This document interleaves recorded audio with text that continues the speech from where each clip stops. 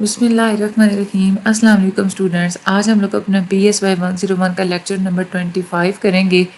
ہم لوگ میموری سے ریلیٹڈ پچھلے لیکچرز میں ہم نے بڑی بات کی تھی. آج ہم لوگ میموری سے ریلیٹڈ کچھ ڈیزیزز کے بارے میں پہلے ڈسکس کریں گے اور اس کے بعد مزید جو انسان کے اندر کیا کیا خواہشات ہوتی ہیں, کیا کیا ڈرائیوز پائی جاتی ہیں, ان کے بارے میں ہم لوگ بات کریں گے. کیا کیا موٹیویشنز ہوتی ہیں, کیا کیا چیزیں انسان کو موٹیویٹ کرتی ہیں کوئی بھی کام کرنے پہ, اس کے بارے میں ہم لوگ بات کریں گے. ٹھیک ہے, ہم لوگ چلتے ہیں اپنے آج کے لیکچر کی طرف.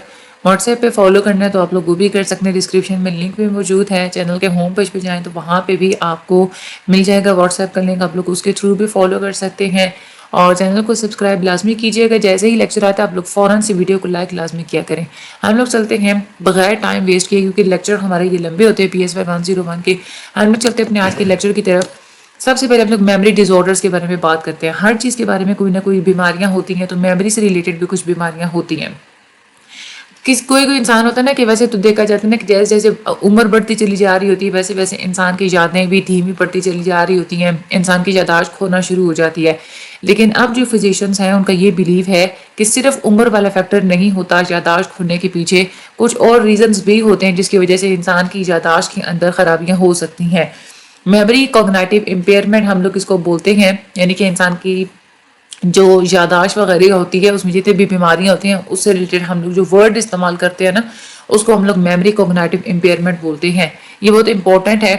اچھا, جتنے بھی انڈیویجولس سفر ہو رہے ہوتے ہیں, جن کو یہ پرابلمس ہوتے ہیں, میموری ڈس آرڈر جن لوگوں کو بھی ہوتے ہیں, ان کو اپنے روزمرہ کے کام کرنے میں ڈیفیکلٹی ہوتی ہے. خود وہ کام کرنے کے قابل نہیں رہ سکتے, اور یا تو وہ اپنی ڈائریز کے اوپر ریلائی کرتے ہیں, کیلنڈرز, الارمز, ریمائنڈرز, اتنا کچھ وہ یوز کرتے ہیں تب جا کے وہ اپنے روزمرہ کے کاموں کو پورا کر سکتے ہیں. آگے ہم لوگ بات کرتے ہیں. سب سے پہلی جو ڈس آرڈر ہوتی ہے دیٹ از ایمنیشیا. ایمنیشیا یونانی زبان کا لفظ ہے جس کا مطلب ہوتا ہے بھولنا, فارگیٹفلنس. یہ آپ لوگوں کا MCQs بہت امپورٹنٹ ہے. انسان کی یہ جو میموری کھو جاتی ہے اس کو ویسے بھی مینٹل اور بھی ڈیفیکلٹیز ہوتی ہیں, لیکن انسان کی ایمنیشیا میں یہ ہوتا ہے کہ انسان کی یادداشت کھو جاتی ہے.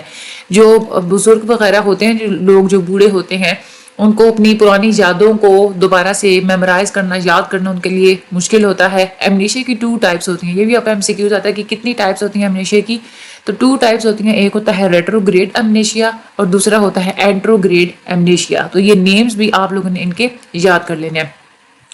ایک اور جو ڈس آرڈر ہوتی ہے وہ ہوتی ہے ڈیمینٹیا.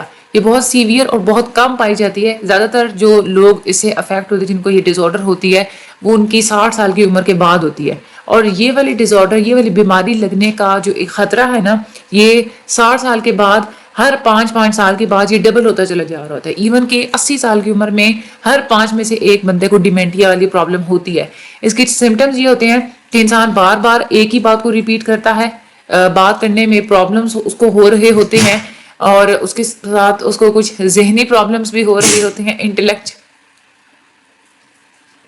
انٹلیکچوئل پرابلمس اس کو ہو رہے ہوتے ہیں. انسان کے اندر ان ایبلٹی ہوتی ہے کہ وہ اس نے اپنی زندگی کے شروع میں جو بھی سکل سیکھے ہوتے ہیں اس کو وہ ٹھیک طریقے سے ریممبر نہیں کر سکتا.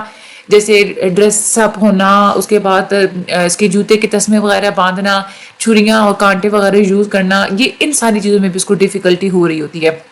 جو سفرر ہوتا ہے, جس کو یہ بیماری ہوتی ہے, اریٹیبل فیل کرتا ہے, اریٹیشن ہوتی ہے اس کو, دوسروں سے کھچے کھچے رہتا ہے, روڈ رہتا ہے, غصے میں رہتا ہے زیادہ تر, اور اس کو زیادہ پریشانی ہوتی ہے, ڈپریشن میں ہوتا ہے, اور ایگریسو اس کا بیہیویئر ہوتا ہے, یعنی کہ غصہ وغیرہ دکھانا, غصہ نکالنا, چیخنا چلانا, اس طرح کے اس کے زیادہ تر بیہیویئرز ہوتے ہیں. اس کے بعد ایک اور جو ڈیزیز پائی جاتی ہے وہ ہوتی ہے الزائمرز ڈیزیز. یہ زیادہ تر جو بوڑھے لوگ ہوتے ہیں ان میں یہ زیادہ تر ہوتی ہے, اور یہ اصل میں ہوتی ہے یہی یادداشت کے کھو جانے کی وجہ سے. اس میں انسان کی لینگویج بہت زیادہ افیکٹ ہوتی ہے. انسان دوسرے لوگوں کو بھی نہیں پہچان سکتا, اپنا جو ہوتا ہے نا کس طرح سے بات کرنی ہے وہ سارا طریقہ بھی اس کو وہ بھولنا شروع ہو جاتا ہے. چیزوں کو پلان کرنا, اپنے روزمرہ کے کام کو آرگنائز کرنا, اس میں بھی اس کو ڈیفیکلٹی ہو رہی ہوتی ہے. اس کے سمٹمز یہی ہوتے ہیں, اس کو ڈپریشن ہوتا ہے, اس کے اندر کوئی موٹیویشن نہیں رہتی, کوئی گولز نہیں اس نے سیٹ کیے ہوتے, لیزی ہو جاتا ہے انسان بہت زیادہ, غصہ اس کو بہت زیادہ, یا تو وہ فزیکلی غصہ نکالے گا یا زبان سے غصہ نکالے گا. جو ریسنٹلی اس نے کام کیے ہوتے ہیں وہ بھی اس کو بھولنا شروع ہو جاتے ہیں. اس کے بعد ڈیلیوژنز اور ہیلوسینیشنز بھی ہوتی ہیں. ڈیلیوژنز کا مطلب ہوتا ہے مختلف قسم کے وہم, مختلف قسم کی سوچ آنا, اور ایک ایسا خود ہی ایک ایسا بلیف بنا لینا جو کہ ریئلٹی میں ہوتا ہی نہیں ہے. ہیلوسینیشنز ہوتا ہے کہ کچھ ایسا فیل کرنا, کچھ ایسی سینسز فیل کرنا جو کہ ہو ہی نہیں رہی ہوتی. فار ایگزامپل اس کو کوئی آوازیں سنائی دے رہی ہوں گی, حالانکہ آوازیں ہوتی نہیں ہیں, کوئی اس کو آواز نہیں دے رہا ہوتا. ٹھیک ہے, یہ اس طرح کی جو ہے نا وہ چیزیں ہوتی ہیں. اس کے بعد ہنٹنگٹنس ڈیزیز ہوتی ہے. یہ بہت ہی مہلک بیماری ہوتی ہے. اس میں انسان کی انوالنٹری موومنٹس ہوتی ہیں, ہاتھ پیر خود بخود کانپنا, انسان ان کو کنٹرول نہیں کر سکتا. انسان کی سوچنے سمجھنے کی صلاحیتیں بھی خراب ہو جاتی ہیں, وہ بھی امپیئرمنٹ ہوتی ہے, ان میں ڈیفیکلٹی ہوتی ہے. یہ ایک وراثتی بیماری ہوتی ہے جو کہ پورے خاندانوں میں آگے چلتی ہے, اور اس سے انسان کا جو امپورٹنٹ جو برین والے جتنے بھی ریجنز ہوتے ہیں نا, جیسے بیسل گینگلیا ہو گیا, یہ زیادہ تر افیکٹ ہوتے ہیں. اب بیسل گینگلیا کا کام ہوتا ہے باڈی کی موومنٹ کو کنٹرول کرنا, کوآرڈینیشن کرنا. تو جب یہی خراب ہو جاتا ہے تو اس سے پھر انوالنٹری موومنٹس ہوتی ہیں. اس کے بعد ایک اور جو ڈیزیز ہوتی ہے وہ ہوتی ہے امائیوٹروپک لیٹرل سیکلروسس. یہ زیادہ تر ایڈلٹس میں ہوتی ہے, لیکن ایڈلٹس میں بھی عورتوں کے مقابلے میں مردوں میں زیادہ کامن ہوتی ہے. تقریباً 40 سے لے کے 70 سال کی عمر کے درمیان یہ ڈیولپ ہوتی ہے, اور ایون کہ 20s اور 30s میں بھی یہ ہو سکتی ہے. انسان کے جو موٹر نیورونز ہوتے ہیں نا, یعنی کہ وہ نیورونز جو کہ برین سے میسج لے کے آتے ہیں مسلز کی طرف, وہ افیکٹ ہو جاتے ہیں. تو اس میں ایک تو یہ ایج, آپ لوگوں نے ان سب میں ایک تو ایج یاد رکھنی ہے, دوسرے آپ لوگوں نے سمٹمز یاد رکھنے ہیں زیادہ. ٹھیک ہے, سمٹمز اور ایجز کس کس عمر میں ہوتے ہیں یہ آپ لوگوں نے اچھے طریقے سے یاد رکھنے ہیں. اس کے بعد ایک اور جو بیماری ہوتی ہے دیٹ از اے کورساکوفس سنڈروم. یہ سیویئر ہوتا ہے, اور اس میں یہ ہوتا ہے کہ انسان کی ہمیشہ کے لیے میموری لاس ہو جاتی ہے. یہ زیادہ تر ان لوگوں میں ہوتی ہے جو الکوہل کا زیادہ استعمال کرتے ہیں یا کوئی ڈرگز بہت زیادہ لیتے ہیں. انسان کی یادداشت اس میں کھو جاتی ہے, اور اس وجہ سے ہوتی ہے کہ تھائامین کی ڈیفیشنسی کی وجہ سے, یہ بہت زیادہ الکوہل لینے کی وجہ سے برین کے جو کچھ ایریاز ہوتے ہیں وہ ڈیمیج ہو جاتے ہیں.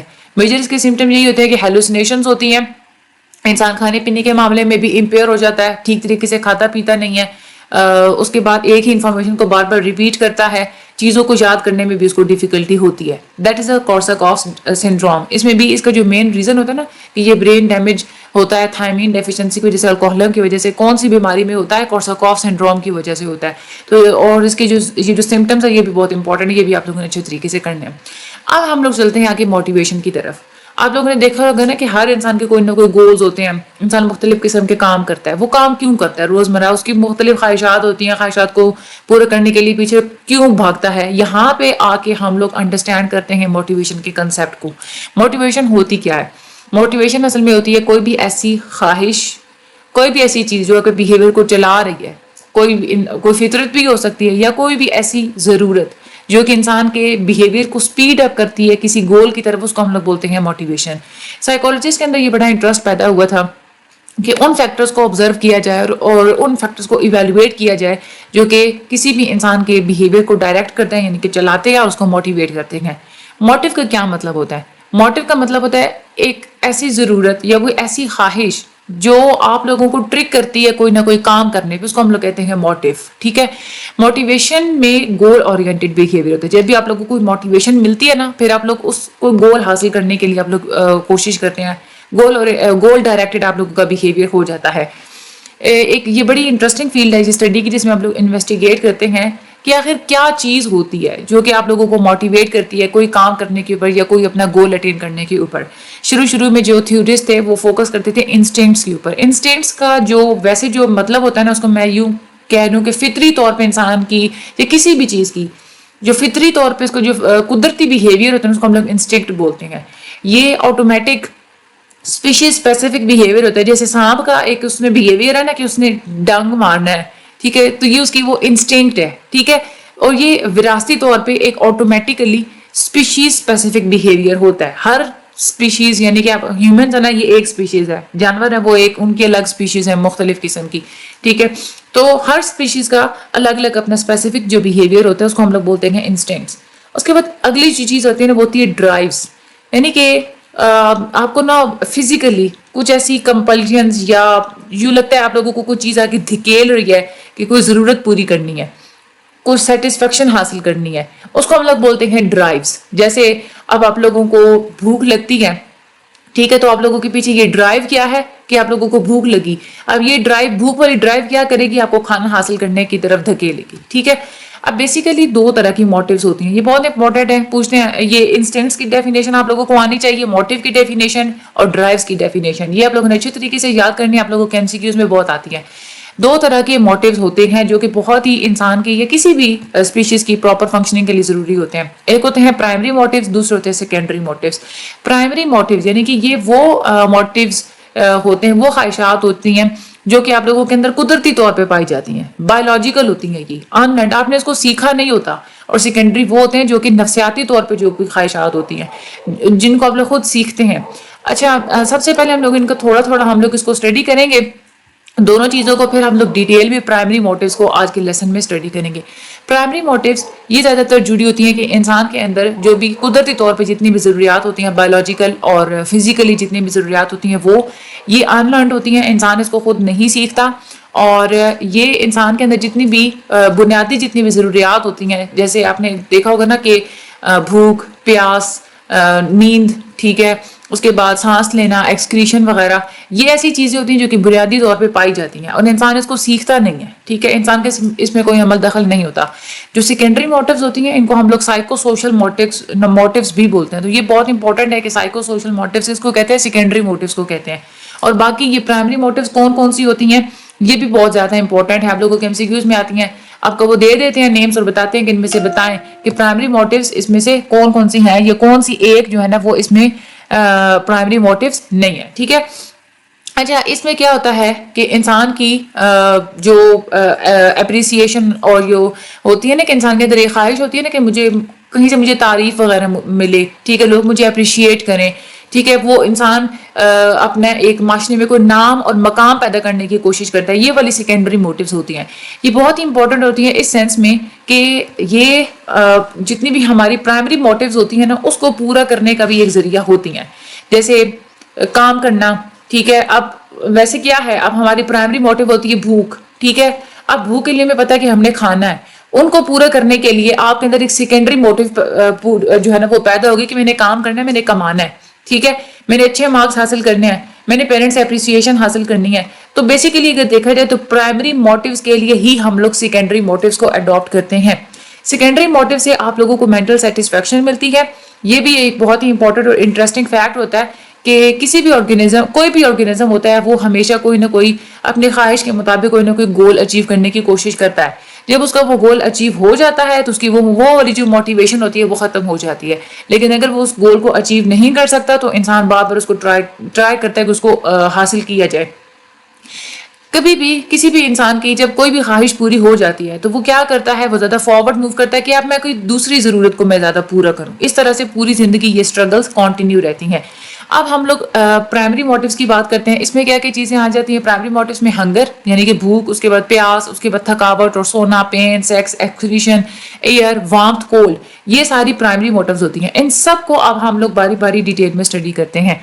سب سے پہلے ہم لوگ بات کرتے ہیں ہنگر کی. سب سے زیادہ جو ارجنٹ اور سب سے زیادہ جو خواہش انسان کی ہوتی ہے, جو اس کو پورا کرنے کی بہت زیادہ وہ زور بھی لگا دیتا ہے, کوئی انسان ہے یا جانور ہے, ان کے اندر جو زیادہ تر یہ ضرورت پائی جاتی ہے, جو خواہش پائی جاتی ہے, وہ بھوک کی ہی ہوتی ہے. آپ لوگ کھاتے کیوں ہیں؟ انسان ہمیشہ اپنے باڈی کے سارے میکانزم کو ہومیوسٹیٹک یعنی کہ اس کو مینٹین رکھنے کے لیے کھاتا ہے. اس کو انرجی کی ضرورت ہوتی ہے. سائیکولوجسٹ نے بہت سارے ریسرچ کیے اینیملز پہ, انہوں نے یہ دیکھا ہے کہ ان کا موٹیویشن کا لیول کیا ہوتا ہے. اچھا, یہاں سے یہ بات سامنے آئی کہ جتنے بھی لیونگ آرگینزمز ہوتے ہیں, چاہے جانور ہوں چاہے انسان ہوں, ان کے اندر کچھ انٹرنل سسٹمز پائے جاتے ہیں. اب وہ والے سسٹم نہ صرف یہ کہ فوڈ کی کوانٹیٹی کو ریگولیٹ کرتے ہیں کہ کتنا کھانا ہے, بلکہ اس چیز کو بھی ریگولیٹ کرتا ہے کہ کیا کھانا ہے. بعض دفعہ ایسے ہوتا ہے نا کہ آپ لوگوں کو بڑی خواہش ہوتی ہے کہ میں کوئی اسپیسیفک کوئی چیز کھاؤں, فار ایگزامپل پاستا پہ دل کر رہا ہے کہ میں پاستا کھانا ہے, تو یہ آپ کے اندر انٹرنل سسٹمز پائے جاتے ہیں. اور کتنا کھانا ہے یہ بھی چیز جو ہے نا آپ لوگوں کی ریگولیٹ ہوتی ہے. اب یہ جو سارا سسٹم ہوتا ہے نا آپ لوگوں کے کتنا کھانا ہے, کیا کھانا ہے, یہ بہت کمپلیکیٹڈ سا ایک فینومینا ہوتا ہے. ہنگر یعنی جو ہوتی ہے نا بھوک. اچھا, یہ چیز بھی ایک پروو ہو چکی ہے کہ بھوک کا تعلق صرف میدے سے نہیں ہوتا کہ آپ کا میدا خالی ہوگا تو آپ بھوک محسوس کریں گے. یہ پوری اس بات پہ ریسرچ کی گئی ہے کہ وہ لوگ جن کا اگر اسٹمک, جن کا میدا ریموو کر دیجیے پھر بھی ان لوگوں کو بھوک فیل ہوتی ہے. وہ جو جانور ہوتے ہیں نا, اچھا ایک اور نیوٹریشن کا بھی بڑا ہوتا ہے.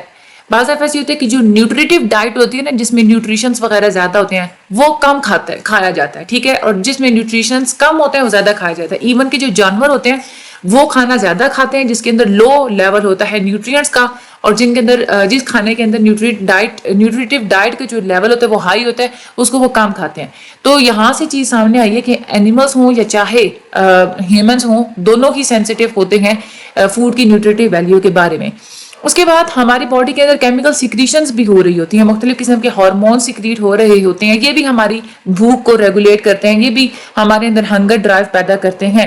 اسٹڈی سے یہ بات سامنے آئی ہے کہ اگر گلوکوز یعنی کہ شوگر کو انجیکٹ کر دیا جائے ریٹس یعنی کہ چوہوں کے اندر، تو ان کو بھوک کم محسوس ہوتی ہے، لیکن اگر ان کو انسولین انجیکٹ کی جائے گلوکوز کے بجائے تو اس سے ان کو بھوک زیادہ لگتی ہے، ایون کہ ان کو بھوک کی وجہ سے وہ پیٹ میں بل بھی بڑھتے ہیں. دماغ کا کیا رول ہوتا ہے انسان کی یہ جو ہنگر ڈرائیو ہوتی ہے، جو اس کو جو بھوک فیل ہوتی ہے، اس میں دماغ کا بھی عمل دخل ہوتا ہے.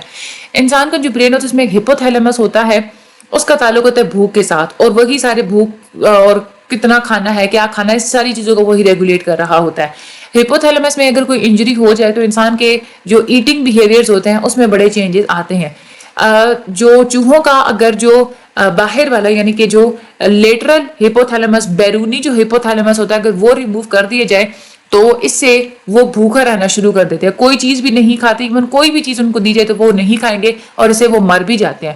اور اسی طرح سے چوہوں کے اوپر یہ بھی ایکسپیریمنٹ کیا گیا کہ اگر وینٹرومیڈیل ہپوتھیلیمس، اندرونی ہپوتھیلیمس اگر ریموو کر دیا جائے تو ان کا اپوزٹ بیہیویئر ہوتا ہے، بہت زیادہ کھاتے ہیں، 400% تک ان کا ویٹ انکریز ہو جاتا ہے. یہ فیکٹ ہے کہ ہمارا جو ہپوتھیلیمس ہوتا ہے ہماری اس بھوک والی ساری ڈرائیو کو کنٹرول تو کرتا ہے، لیکن کیسے کرتا ہے یہ بات جو ہے نا ابھی تک کلیئر نہیں ہے. تو ایک تو یہ آپ لوگوں نے MCQs اچھی طریقے سے یاد رکھنا ہے کہ برین کے ہنگر ڈرائیو کو کون کنٹرول کرتا ہے، ہپوتھیلیمس کنٹرول کرتا ہے، اور ریٹس کے اندر لیٹرل ہپوتھیلیمس سے کیا ہوا تھا اور وینٹرومیڈیل ہپوتھیلیمس سے کیا ہوا تھا. اچھا، آپ کے صرف یہی نہیں ہے کہ برین ہی آپ لوگوں کے ایٹنگ بیہیویئرز کو کنٹرول کرتا ہے، کچھ ایکسٹرنل فیکٹرز بھی ہوتے ہیں، آپ کی کچھ سوسائٹی کے رولز وغیرہ ہوتے ہیں، کچھ رسم و رواج وغیرہ ہوتے ہیں، اور پاسٹ ایکسپیرینس کی بیس پہ بھی آپ لوگوں کو کچھ ایٹنگ پیٹرنز سیکھ لیتے ہیں. کبھی آپ زیادہ کھانا شروع کر دیتے ہیں، کبھی کم کھانا شروع کر دیتے ہیں، اپنی ویٹ کے حساب سے ویٹ کو کم کرنا زیادہ کرنا، یہ ساری چیزیں بھی آپ لوگوں کی ایٹنگ بیہیویئرز کے اوپر افیکٹ کرتی ہیں. کھانے سے ریلیٹڈ بھی کچھ ڈس آرڈرز ہوتی ہیں، اوبیسٹی یعنی کہ موٹاپا ہو جانا، اینوریکسیا نروزا، اس میں انسان کو یہی ہمیشہ ہوتی ہے کہ میں نے بس پتلا ہونا ہے. بلیمیا یہ بھی ایک ہوتی ہے کہ انسان بہت زیادہ کھاتا ہے، ایون اتنا کھاتا ہے کہ اس کو وامٹنگ ہو جاتی ہے. تو یہ کچھ ایٹنگ ڈس آرڈرز ہوتی ہیں. اچھا، ویٹ سیٹ پوائنٹ، ہماری جو باڈی ہوتی ہے وہ ہم ہمیشہ کوشش یہی کرتے ہیں کہ ایک ویٹ لیول ہم لوگ مینٹین رکھیں، اس کو ہم لوگ ویٹ سیٹ پوائنٹ بولتے ہیں. میٹابولزم کی بات کرتے ہیں، یعنی کہ وہ ریٹ جس میں آپ کا کھانا انرجی میں کنورٹ ہو جاتا ہے، ٹھیک ہے، اور اس کو ہم لوگ کہتے ہیں میٹابولزم. اچھا، جن لوگوں کا میٹابولزم بہت تیز ہوتا ہے نا، ان کا جو کھانا ہوتا ہے وہ جلدی ہضم ہو جاتا ہے، بہت جلدی ان کا کھانا انرجی میں کنورٹ ہو جاتا ہے، اور اس سے کیا ہوتا ہے کہ ان کے وہ جو ہے نا پتلے رہتے ہیں، ٹھیک ہے، ان کا ویٹ نہیں بڑھتا. کچھ لوگ ایسے ہوتے ہیں جن کا میٹابولزم سلو ہوتا ہے، آہستہ آہستہ کھانا ہضم ہوتا ہے، جسم کے ساتھ لگتا رہتا ہے، اس طرح سے ان کا ویٹ گین ہو جاتا ہے. تو میٹابولزم کی بیس پہ بھی ہم لوگ جو ہے نا وہ ویٹ کو ڈیٹرمن کر سکتے ہیں. آپ لوگوں نے اگر ویٹ کو مینٹین رکھنا ہو، ریڈیوس کرنا ہو، یہ ویٹ کو ہمیشہ ریڈیوس کرنا بہت مشکل کام ہوتا ہے، اسی لیے ویٹ کو مینٹین رکھنا چاہیے کہ آپ لوگوں کو ویٹ گین نہیں کرنا چاہیے. سوچ سمجھ کے کھانا چاہیے، بھوکوں کی طرح نہیں کھانا چاہیے، آہستہ آہستہ کھانا چاہیے، جنک فوڈ کو اوائڈ کرنا چاہیے، ریگولر ایکسرسائز کرنی چاہیے. گولز آپ لوگ رکھیں کہ میں نے اتنا جو ہے نا میں نے ویٹ رکھنا ہے، میں نے اتنا میں نے ایکسرسائز کرنی ہے، پھر اس کو اسٹرکٹلی آپ لوگ فالو کریں. اگر آپ لوگ اپنے گولز کو اچیو نہیں کر پاتے، آپ لوگ گلٹی فیل نہ کریں، دوبارہ سے آپ لوگ ٹرائی آؤٹ کریں. اسی طرح سے آپ لوگ مختلف انٹرولز کے بعد اگر آپ لوگوں کو کوئی چیز پسند ہے تو آپ مختلف وقفے سے اس کو بھی آپ لوگ کھائیں. اچھا، یہ تو ہم لوگ نے ہنگر کی بات کی. اب ہم لوگ بات کرتے ہیں تھرسٹ کی، یعنی کہ پیاس کی. کھانے کے بغیر ہم لوگ کچھ دن، ایون کہ کچھ مہینے بھی ہم لوگ زندہ رہ سکتے ہیں، لیکن پانی کے بغیر ہم لوگ کچھ دن ہی مشکل سے گزار سکتے ہیں، اس سے زیادہ نہیں. ایون کہ ہمارا جو پورا جسم ہے اس میں سے 75% جو ہمارا ویٹ ہوتا ہے وہ صرف پانی کی موجودگی کی وجہ سے ہی ہوتا ہے. انسان کے اندر جو پیاس محسوس ہوتی ہے یہ کیوں ہوتی ہے؟ اس کے اندر 3 میکانزمز ہوتے ہیں. جب آپ لوگوں کی باڈی کے اندر نمکیات کی جو تعداد ہوتی ہے، جو تناسب ہوتا ہے، اگر وہ بڑھ جاتا ہے، ٹھیک ہے، تو اس سے کیا ہوتا ہے کہ آپ کا ہپوتھیلیمس ٹرگ ہوتا ہے اور آپ لوگوں کو پیاس محسوس ہوتی ہے، پھر آپ لوگ پانی پیتے ہیں. دوسرا یہ میکانزم ہوتا ہے کہ اگر آپ لوگوں کی باڈی کے اندر سرکولیٹری پروسیس کے اندر یعنی کہ خون کے اندر اگر فلوئڈ کم ہو گیا, ٹھیک ہے, لیکوڈ کم ہو گیا ہے, اس سے بھی آپ لوگوں کو کیا ہوتا ہے, پیاس لگنا شروع ہو جاتی ہے. فار ایگزامپل اگر کوئی کسی کو انجری ہوئی ہے, اس کا بلڈ زیادہ ویسٹ ہو جاتا ہے, اس کو پھر بہت زیادہ پیاس لگتی ہے. ایک اور امپورٹنٹ جو تیسرا فیکٹر ہوتا ہے وہ ہوتا ہے باڈی ٹیمپریچر اگر انکریز ہو جائے تو بھی آپ لوگوں کو پیاس زیادہ لگتی ہے.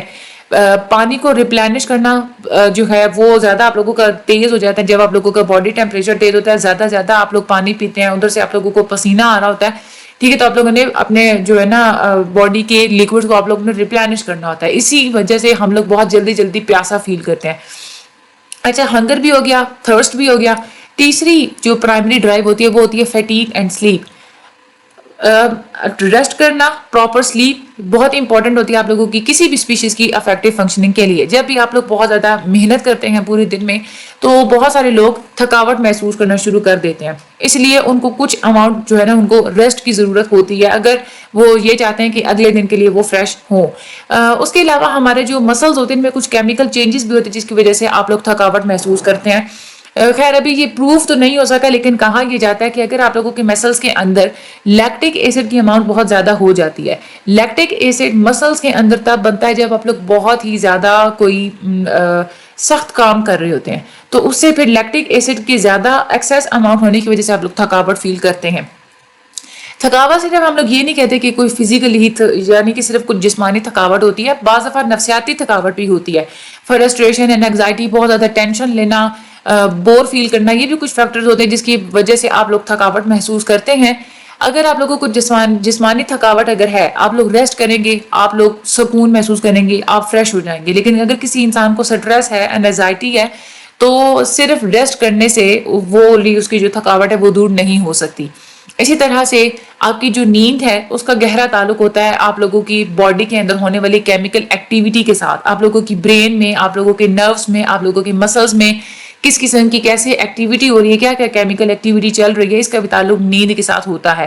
اب جو پیٹرن ہوتا ہے سلیپ کے, یعنی کہ کتنا سونا ہے, کتنا نہیں سونا, کب کب سونا ہے, یہ کلچر بیس ہوتا ہے. کچھ لوگ ہوتے ہیں وہ کچھ ایسے علاقے بھی ہوتے ہیں جہاں پہ اگر فار ایگزامپل جہاں پہ گرمی بہت زیادہ ہو, جو گرم علاقے ہوتے ہیں وہاں پہ کیا ہوتا ہے کہ وہ زیادہ دیر تک رات کو وہ نہیں سو سکتے, کچھ وہ دن کو بھی سوتے ہیں. گرمیوں میں آپ لوگوں کی نیند سونے کے پیٹرنز اور ہوتے ہیں, ٹھیک ہے, اور آپ لوگ ہمیشہ اپنی لائٹنس اور ڈارکنس یعنی کہ رات کتنی لمبی ہے, دن کتنا لمبا ہے, اس حساب سے ہی آپ لوگ ساتھ اڈیپٹ کر لیتے ہیں. آپ لوگ چینج کرتے رہتے ہیں اپنے نیند کے پیٹرنز کو, آپ لوگ اڈیپٹ کرتے رہتے ہیں. اچھا, یہ ہم لوگوں نے بات کر لی. اس کے بعد ایک اور جو آپ لوگوں کے اندر پرائمری ڈرائیو پائی جاتی ہے وہ ہوتا ہے پین کی, ٹھیک ہے. انجریز کو, زخموں کو, چوٹ سے اوائڈ کرنا, یہ بھی آپ لوگوں کے اندر ایک ڈرائیو ہوتی ہے. کبھی کبھار ایسا ہوتا ہے کہ لمبے عرصے تک اگر آپ لوگوں کو کوئی تکلیف ہو, آپ لوگوں کو درد فیل ہو, تو آپ اس سے چھٹکارا حاصل کرنے کی کوشش کرتے ہیں.